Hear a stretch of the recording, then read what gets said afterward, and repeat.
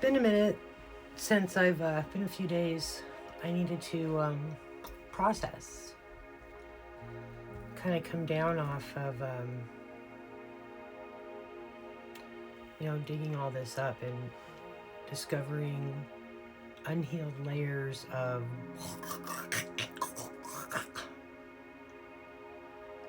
right?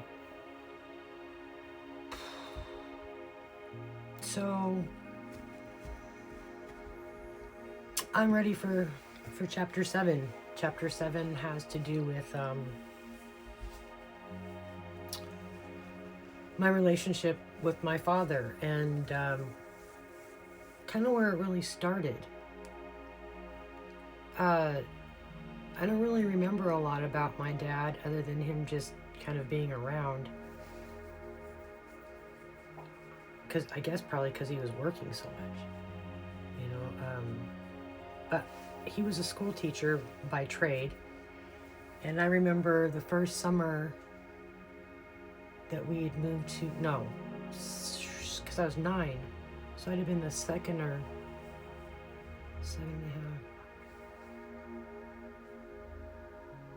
I don't know, I was 9. And we were cleaning up after the weekend matinees, when the kids went in and watched movies. And that was my job. I'd go in and pick up the trash and sweep and vacuum. And that was my first job outside the house. I wasn't paid. It was considered to be put in the family pot. You know what I mean? We earned money and it paid the bills. The next time I worked with my dad was when he was building our house. So he'd never built anything before. And he was building a house. So my stepmother's father, the man I grew up calling Grandpa, did know how to build things. And there were also people in our church, people that my dad knew that knew how to build. And so he had some help, but he also learned as he went, and he did a lot of it on his own. Though he did say if it weren't for Arnold, my grandfather, he would have been lost. He really filled in gaps, right?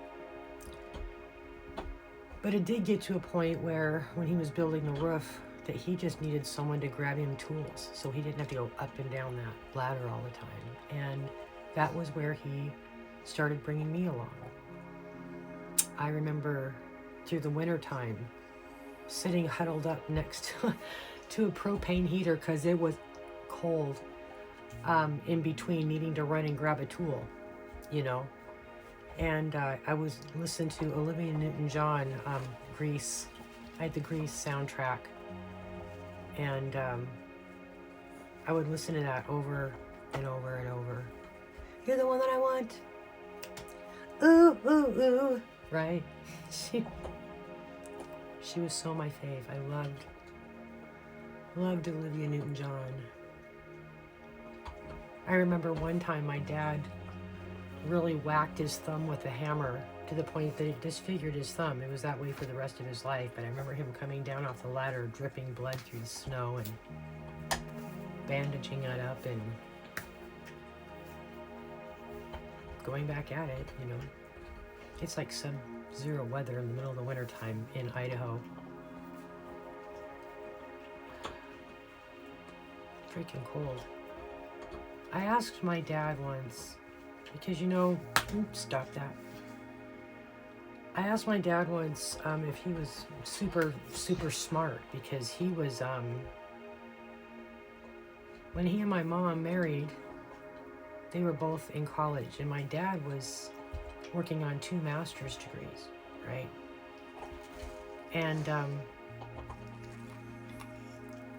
they were pregnant with me probably on their wedding night or sometime thereof, because I was born 9 months later.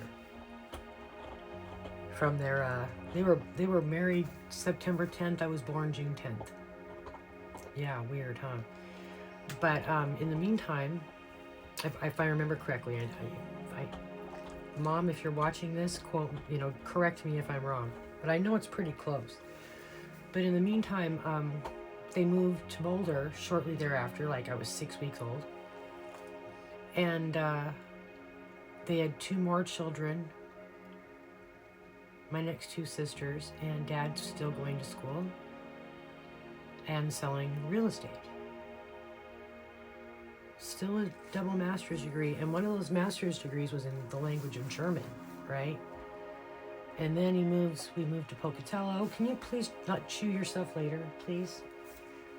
Or go over there. So, sorry, the whole bed vibrates, and sometimes it's really annoying listening to him take a bath on my bed right next to me. It's distracting and just wanting to stop. They all do it. Anyway, enough of the dogs chewing themselves.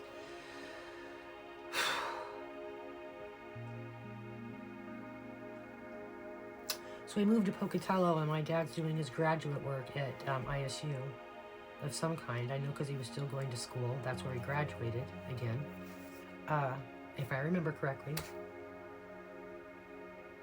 Because he had his office in that room all the way downstairs. Remember, next to the bedroom that's completely blacked out with no windows?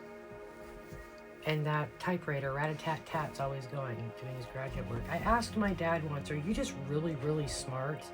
That, are you really, really... And he said, no, Stephanie, I'm just very determined.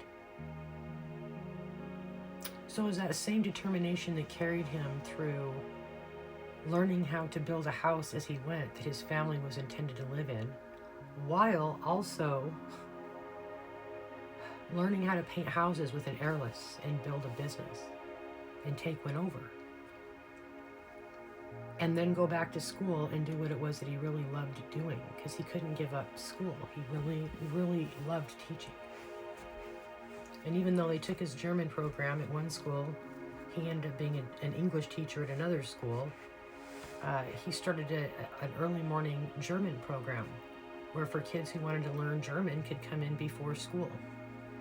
And that went until he developed a hernia that he eventually had to have repaired. And he did have a substitute, but it just lost momentum. It wasn't the same. I took that. I'd show up for that class, Fortunately, I don't remember much, but so it was on one of those. This was in the springtime when things were finishing up. I think my dad started developing a habit of taking me with him when he needed a helper, because I'm a good helper, right? I'm very good. I'm eager to help. I love to serve. I'm still that way. And it was summertime, and there was a hillside behind the house. And I was up playing. I was 10. And there were anthills. I wasn't the only one that ran into an anthill on that hillside. Eventually, other siblings fell to the same fate, but today was my turn, and I come running down the hill because they're biting me. And my dad rips sticks. I'm like, there's ants in my pants, there's ants in my pants. And my dad rips down my pants, and he's getting the ants out of the way. And we actually talked about this many years later. We both remember the moment that consciousness shifted. And I had my pants down with my dad helping me get ants out.